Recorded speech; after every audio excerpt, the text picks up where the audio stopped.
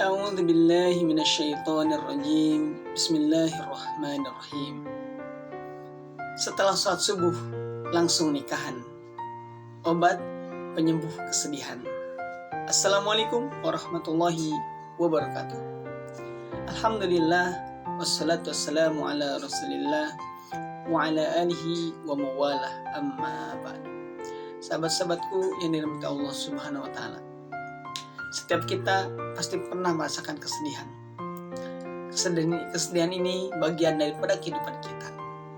Karena tidak ada yang Allah ciptakan senang selalu.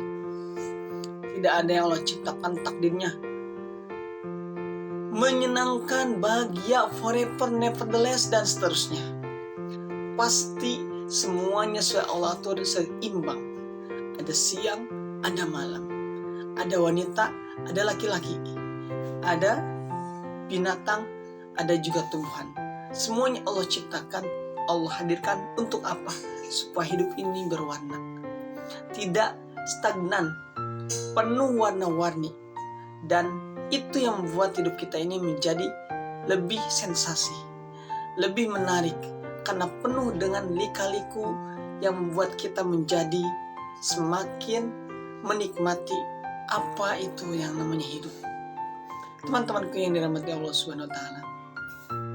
Sebagaimana dalam kaidah orang luar barat, orang sana, the smooth sea will never give a good sailor. Laut yang tenang gak akan pernah menghadirkan atau menciptakan seorang pelaut yang ulung. Kenapa?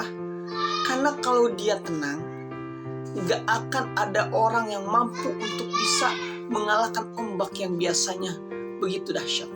Atau nggak ada orang yang bisa main ski dengan kumpulan ombak yang menerjang. Kenapa? Karena dia stagnan.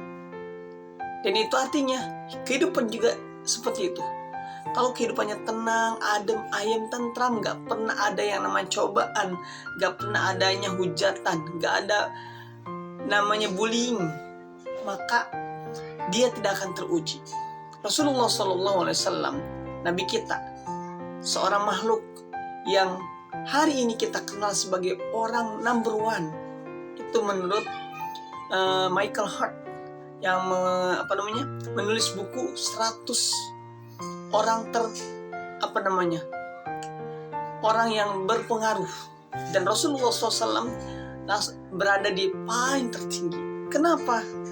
Karena ketika hidupnya beliau melewati hal-hal yang tadi, cobaan, kemudian waktu masih kecil sudah menjadi seorang yatim, terlahir langsung yatim, kemudian tumbuh besar dan banyak sekali hujatan, cacian, makian dengan berbagai macam aneka warna.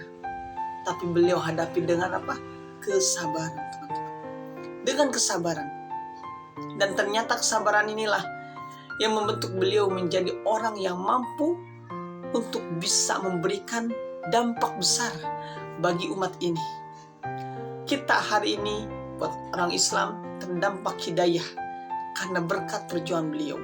Kesabaran beliau dalam menghadapi tadi ujian dan cobaan serta rongrongan dari orang-orang kafir Quraisy, dari orang-orang yang tidak senang dengan Rasulullah, bahkan dari keluarganya sendiri. Tapi itu semua sudah berlalu.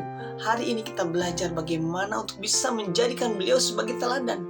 Karena jelas kata Rasulullah bahwa Rasulullah itu adalah uswatun hasanah. Memang diciptakan untuk bisa menjadi teladan. Kalau hari ini kita salah teladannya, maka yuk luruskan. Ada kalau dulu waktu masih sekolah, apa teladannya? Saya mengidolakan Michael Jackson. Kenapa? Karena dia jogetnya keren. Atau mungkin ada setelahnya, siapa idolanya? Saya mengidolakan Delon. Kenapa? Dia suaranya bagus. Dan seterusnya mungkin ada juga yang mengidolakan apa? Saya mengidolakan Jackie Chan. Kenapa? Dia keren tendangannya. Atau hari ini kalau misalkan siapa idolanya? Saya Ronaldo. Yang satu saya Messi. Kenapa? Karena mereka orang yang hari ini masih hidup, tapi dengan skill mereka bermain bola membuat orang-orang mengenal mereka. Nah teman-teman yang dirahmati Allah Subhanahu wa Ta'ala, kalau masalah idola mengidola, memang bebas mau kemana saja. Tapi kalau kita sebagai umat Islam, Allah sudah tuntun bahwa Rasulullah SAW itu adalah teladan, suri tauladan bagi umat ini. Kalau kita pengen selamat di dunia yang fana ini, yang sebentar gak lama, dan kita selamat hingga akhirat, maka kita butuh harus alias kudu pisan untuk mengidolakan beliau, untuk mencontoh apa yang beliau lakukan. Karena beliau terlahir dari manusia, bukan malaikat. Kalau malaikat gak pernah salah. Sekali sujud, suruh sujud, suruh ibadah terus, suruh berdiri terus. Udah kayak tentara yang sedang siaga. Tapi Rasulullah enggak. Ada kalanya bahagia, ada kalanya sedih, ada kalanya sengsara dan seterusnya. Dan itu bagian daripada kita. Kita akan selalu berhias dengan itu. Dan contoh yang terbaik untuk kita teladani, siapa lagi kalau bukan Rasulullah SAW. Ketika Rasulullah SAW dihujat, dibenci, diusir, dilempari, bahkan ketika sedang ibadah juga diganggu, tapi beliau sabar. Kita hari ini enggak, sholat udah persilakan, musola udah adzan, masjid udah bagus, justru kitanya yang hari ini malas banget. Setan ini berhasil membuat kaki kita enggan untuk melangkah. Setan berhasil membisikkan kepada kita, udah gak usah ke masjid, hujan. Setan berhasil membuat kita seakan-akan terikat tangannya untuk bisa pergi mengaji, untuk bisa pergi bekerja, untuk bisa pergi mencari ilmu, dan seterusnya. Oleh karena itu teman-teman yang dirahmati Allah Subhanahu wa Ta'ala, kita harus gemar untuk apa? Untuk beribadah. Kita harus gemar untuk bekerja. Kita harus gemar untuk menuntut ilmu. Karena dengan ilmu itulah kita mampu mengalahkan dari bisik-bisikan setan. Dan teman-teman yang dirahmati Allah Subhanahu wa Ta'ala, tema kita adalah bagaimana untuk bisa menghilangkan kesedihan. Tema kita adalah bagaimana supaya kita bisa terlepas dari kesedihan. Karena hidup kita ini akan selalu ada yang namanya kesedihan. Dan ternyata rumusnya cuma 3. Yang pertama, kalau kita pengen terbebas dari kesedihan, yaitu perbaiki sholat. Sholat yang pertama. Sholat kita harus perbaiki, karena sholat ini bagian daripada kita berinteraksi dengan Allah, sang pemilik kebahagiaan. Yang memberikan kita kesedihan, Allah. Yang memberikan kita pasangan yang cantik, yang ganteng, Allah. Yang memberikan kita harta, Allah. Termasuk yang mengatur kita hari ini. Saya menyampaikan ini, teman-teman melihat, menyapa ini juga Allah. Karena gak mungkin yang melihat ini adalah orang-orang yang sudah ada di bawah tanah. Karena orang yang di bawah tanah bukan melihat ini, tapi mereka tuh pengen balik lagi ke dunia. Untuk apa? Untuk sedekah. Saya sudah sering berulang kali sampaikan, mereka yang udah di bawah tanah itu pengen balik ke dunia untuk apa? Sedekah. Bukan nonton ini, bukan. Buat sedekah. Nah teman-teman yang dirahmati Allah Subhanahu wa Ta'ala, yang pertama adalah perbaiki sholat. Karena dengan sholat yang baik, Allah akan mengabulkan apa yang kita inginkan.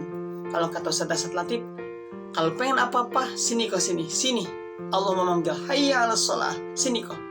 Kalau kamu pengen sukses, pengen mobil, pengen istri yang cantik, pasangan yang ganteng, pengen seperti artis dan seterusnya, sini sholat.